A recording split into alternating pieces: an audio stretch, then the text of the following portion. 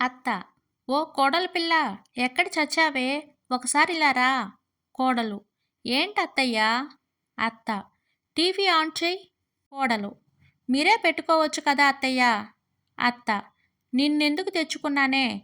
నేను మా అత్తకి ఎలా అయితే సేవలు చేశానో నువ్వు నాకు అలానే చేయాలి. కోడలికి అత్త అంటే భయం ఉండాలి.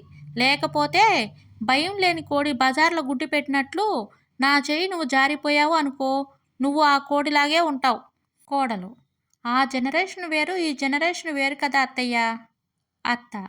ఏ జనరేషన్ అయినా కాకరకాయ చేదుగానే ఉంటుంది, పంచదార తీయగానే ఉంటుంది. ఇది కూడా అంతే. కోడలు. కొత్త చీర కొనుక్కున్నాను అత్తయ్య. దానికి మ్యాచింగ్ గాజులు కొనుక్కోవడానికి బజారుకు వెళ్తాను అత్తయ్య. అత్త. నువ్వు నా కోడలుగా మ్యాచ్ కాలేదు. అయినా నిన్ను నేను భరించడం లేదా? అలాగే పాత గాజులతో అడ్జస్ట్ అవ్వు. కోడలు. నీకు మ్యాచ్ కాకపోతే ఏమత్తయ్యా? నీ కొడుక్కి మ్యాచ్ అయ్యాను కదా. అత్త. నా కొడుకుని క్యాచ్ చేసి నాతో మ్యాచ్ ఫిక్సింగ్ చేశావే.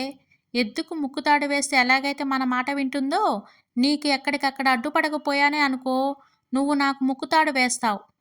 ఈలోగా కొడుకు వచ్చి, అమ్మా, నీ కోడలు నేను అలా బయటికి వెళ్ళవస్తాము అని అంటాడు. కోడలు.